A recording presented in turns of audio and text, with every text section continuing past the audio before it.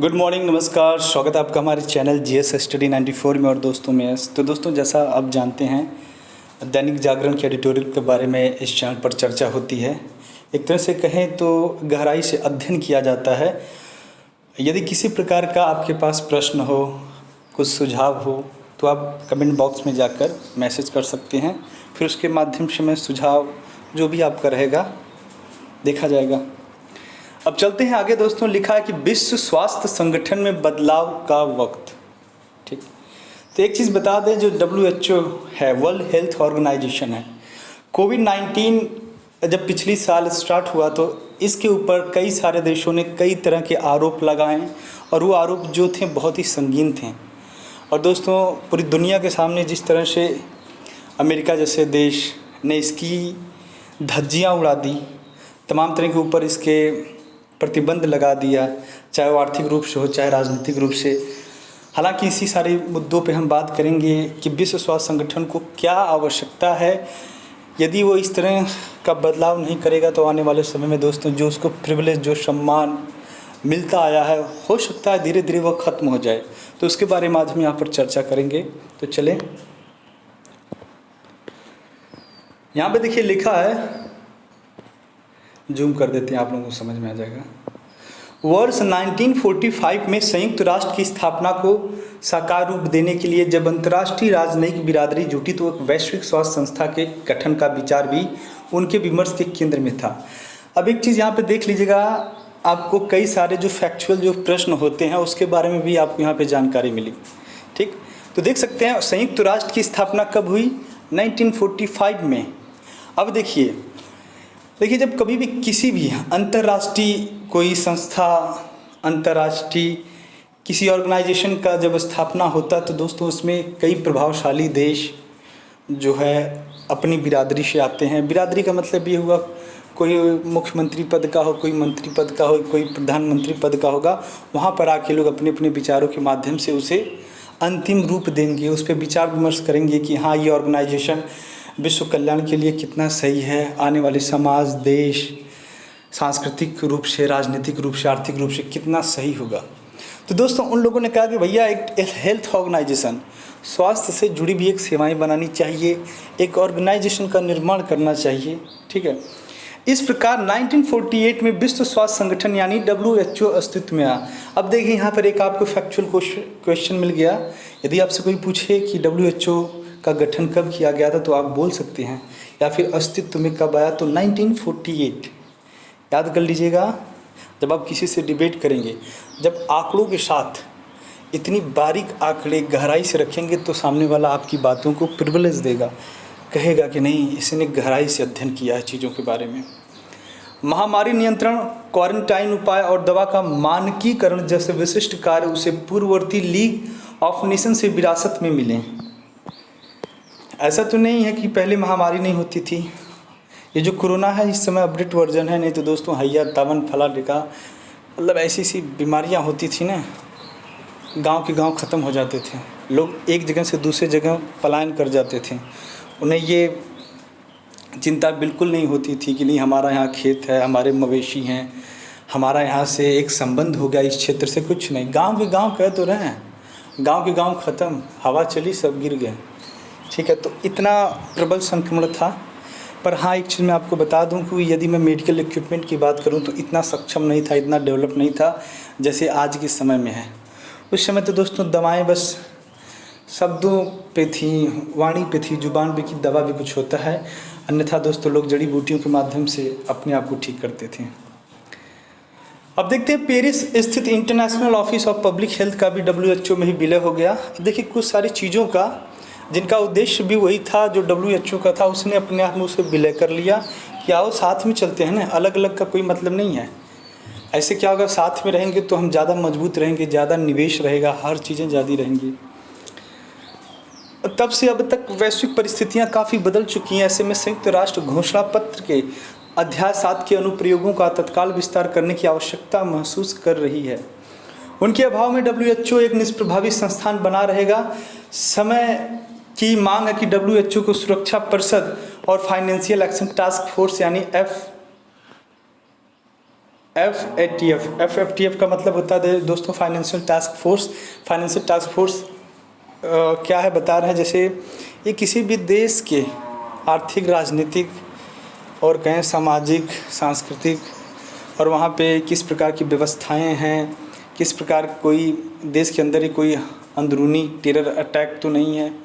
कहने का मतलब ये सारी चीज़ें आप ऐसे समझेंगे, पाकिस्तान है ना, यदि वो कभी भी अंतर्राष्ट्रीय संस्थाओं, अंतर्राष्ट्रीय देशों से जब वो कर्ज मांगेगा तो ये इसका विश्लेषण करेगा कि ये जिस आधार पर ये कर्ज मांग रहा है हमसे कि भैया फलाना काम करना, ढिकाना काम करना है, हमारे देश की आवाम मर रही है, सरकारें गिर रही हैं, पैसे के अभाव में स्वास्थ्य सेवाएं बिल्कुल चरमरा गई हैं, ठप हो गई हैं, तो इस वास्तविकता की जांच करने के लिए ये काम करेगा।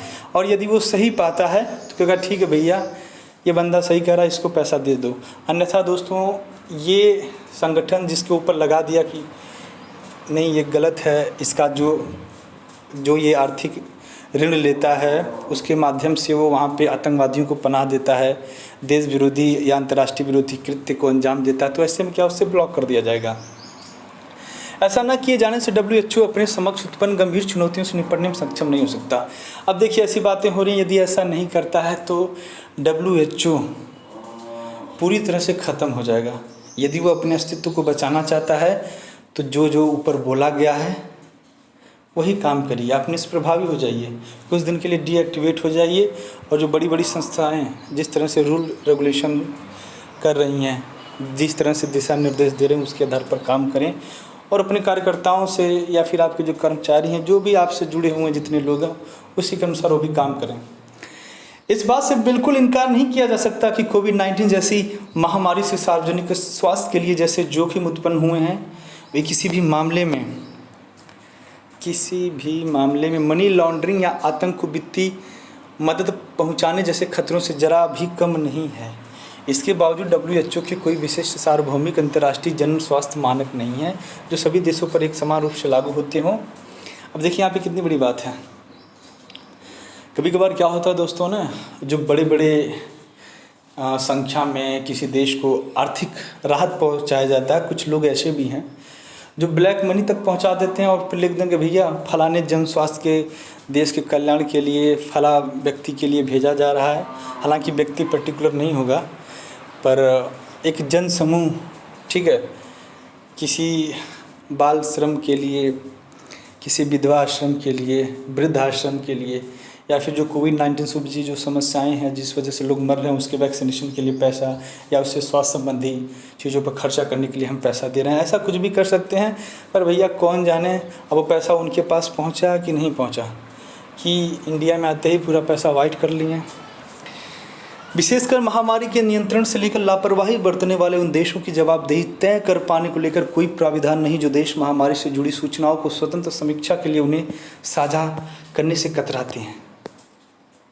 अब ये भी है, कई देशों के ऊपर, कोई संस्थाओं के ऊपर ऐसे आरोप लगे हैं कि वो खुलकर स्पष्ट तरीके से किसी प्रकार की जानकारी नहीं दे रहे हैं।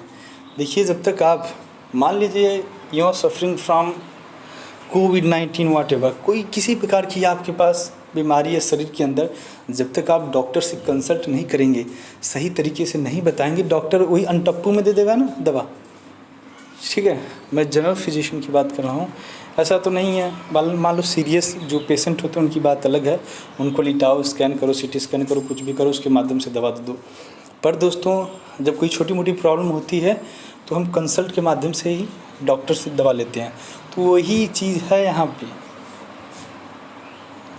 जब तक बताएंगे नहीं तब तक कैसे होगा। WHO संयुक्त राष्ट्र की एक विशिष्ट एजेंसी है जो अंतर्राष्ट्रीय स्वास्थ्य मुद्दों पर काम करती है। देखिए लिखा है WHO संयुक्त राष्ट्र की एक विशिष्ट एजेंसी है जो अंतर्राष्ट्रीय स्वास्थ्य मुद्दों पर काम करती है। अब एक तरह से कह सकते हैं जो स्वास्थ्य संयुक्त राष्ट्र वो पूरी तरह से दिशा निर्देशित करता है और उसी के हिसाब से काम करता है। कोविड-19 महामारी से निपटने में अपनी भूमिका को लेकर यह संस्था चर्चा के केंद्र में रही है। महामारी फैलने के बाद इस वायरस के उद्गम स्थल को लेकर भी अंदर खाने एक बहस शुरू हो गई है। पहली बार कोरोना वायरस के पकड़ में आने और विश्व को समय से उसकी सूचना देने और उससे निपटने के लिए पर्याप्त प्रयासों जैसे बिंदु भी चर्चित रहे। मई 2020 में वर्ल्ड हेल्थ असेंबली ने WHO से कहा था कि वह वायरस के स्रोतों और उसके मानवीय आबादी में प्रसार की पड़ताल करे। इसके बाद WHO के विशेषज्ञों ने इस साल 14 जनवरी से 10 फरवरी के बीच चीन के उस वुहान शहर का दौरा किया जहां से कोरोना वायरस फैला था। फिर 30 मार्च 2021 को WHO ने रिपोर्ट जारी की, जिसकी अमेरिका और जापान जैसे 14 देशों के समूह ने आलोचना की। उन्होंने इस रिपोर्ट को अपूर्ण और बहुत देर से जारी की गई करार दिया, जिसमें पर्याप्त तथ्यों का अभाव रहा। इस पर WHO के महानिदेशक टेड्रोस ने यही कहा था कि यह निष्कर्ष अपर्याप्त है। हालांकि टीम का मानना है कि प्रयोगशाला से वायरस के लीक होने की परिकल्पना के पुष्ट होने के आसार बहुत कम हैं, जिसकी आगे और जांच की दरकार है। संयुक्त राष्ट्र तंत्र और WHO की FATF के अनुभव से बहुत कुछ सीखने की आवश्यकता है। उसे जन स्वास्थ्य को लेकर व्यापक नियमों के मानक बनाने होंगे। भविष्य में संभावित महामारियों के प्रबंधन और उससे निपटने में सदस्य देशों की अपेक्षाओं और इन मानकों के अनुपालन में इन देशों के लिए एक ढांचा उपलब्ध कराने के साथ साथ अनुपालन न करने की स्थिति में प्रतिबंधों का प्रावधान करना होगा। अब देखिए, अब मैं आपसे बोलूं या फिर आप इस तरह के प्रश्न भी कर सकते हैं हमसे कि सर एक बात बताइए, ये क्यों कर रहा है ऐसा मतलब क्या कारण है? नहीं करना चाहिए। अपने जो देश हैं अपने अपने माध्यम से अपनी लड़ाइयाँ लड़ें। तो मैं एक चीज़ बता दूं आपको, आज कई देशों की स्थिति वो है कि वहाँ के जो नेता गण हैं, जो बड़े बड़े मंत्री हैं, जो बड़े बड़े संवैधानिक या राजनीतिक पदों पर विराजमान हैं, वो सबसे पहली प्राथमिकता अपने परिवार को, अपने बैंक बैलेंस को दे रहे हैं। ऐसे में आवाम मर जाए, कट जाए, पिट जाए। हमारे कई सारे, जैसे आप लोग हैं, हमारे एक परिवार के हिस्सा ही बन चुके हैं। तो एक नीतीश जी हैं बिहार के, तो वो काफ़ी अच्छा स्टेटस लगाते हैं व्हाट्सएप पे। तो हमने देखा था कि किस प्रकार से एक कार्टून के माध्यम से उन्होंने बनाया था और दिखाया था कि जो सरकारी कार्यालय हैं जहाँ पे वैक्सीनेट हो रहा है, वैक्सीनेशन की जो सुविधा उपलब्ध है फ्री ऑफ कॉस्ट में, वहाँ पर पूरी तरह से वैक्सीनेशन ख़त्म हो गई है, ठीक है। और जहाँ पे प्राइवेट है, जहाँ पे 500, 1500, 1000 रुपये में ब्लैक में लोग एक दूसरे को वैक्सीनेट कर रहे हैं, वहाँ पर पूरी तरह से अवेलेबल है। तो अब समझ रहे हैं, जब तक कोई अंतर्राष्ट्रीय संस्था आकर क्लिक नहीं करेगी, और ये बेचेगा कौन यार? ऊपर से नीचे लेकर से सब लोग बिके हुए हैं। मैं आपको बता दूं, कोविड-19 में जहाँ होना चाहिए लोगों के मन भाव में एक मानवता की सेवा करना, पर यहाँ पे देखे होंगे ना, जिन दवाओं की कीमत ना के बराबर थी उनकी हज़ारों में हो गई। ऑक्सीजन को कोई पूछता नहीं था, गैस सिलेंडर को, वो मिल नहीं रहा है। उसकी वजह से हमारे भारत जैसे देश में तकरीबन 85% मौतें हुई हैं इस बार कोविड-19 के दूसरे संक्रमण काल में। तो क्या कहेंगे? दैट्स वाई, यही सब कारण है अंतर्राष्ट्रीय बिरादरियों का यहाँ पर आना। मामले की गंभीरता को लेकर जागरूकता का प्रसार और भविष्य में संभावित महामारियों के जोखिमों को घटाने की दिशा में प्रयास करने होंगे। इस ढांचे में सदस्य देशों का दायित्व भी स्पष्ट रूप से रेखांकित होना चाहिए, जो स्वतंत्र जांच पड़ताल के लिए संबंधित सूचनाएं और आंकड़े उपलब्ध कराए, बिल्कुल वैसे जैसे IMF, संयुक्त राष्ट्र और FATF प्रणाली में होता है। साथ ही इस मामले में सहयोग नहीं करने के परिणाम भुगतने का भी स्पष्ट रूप से उल्लेख होना चाहिए। इसमें FATF तंत्र से प्राविधान किया जा सकता है। इन प्राविधानों में दंडात्मक शुल्क, आवाजाही प्रतिबंध और अन्य आर्थिक प्रतिबंध शामिल होने चाहिए। यदि इसे अमल में लाया जाता है तो इससे सार्वजनिक स्वास्थ्य की सुरक्षा सुनिश्चित करने की दिशा में एक अंतर्राष्ट्रीय समन्वय एवं पर्यवेक्षण प्रणाली के लिए राह खुलेगी। WHO संविधान का अनुच्छेद 1 सभी लोगों के लिए स्वास्थ्य के उच्चतम स्तर के लक्ष्य को परिभाषित करता है। वही अनुच्छेद 2 संगठन के कार्यों पर प्रकाश, इसमें भी अनुच्छेद है, सेक्शन से सब सेक्शन है, डालता है। इसमें सार्वजनिक स्वास्थ्य पर अंतर्राष्ट्रीय मानकों और महामारी से निपटने के लिए कदम उठाने का कोई उल्लेख नहीं है।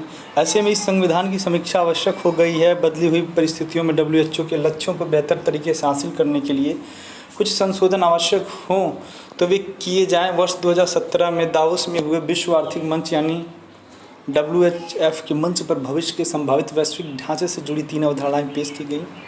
तत्कालीन अमेरिकी राष्ट्रपति डोनाल्ड ट्रंप के विश्व व्यवस्था से अमेरिका के पीछे हटने, चीनी राष्ट्रपति शी जिनपिंग की BRI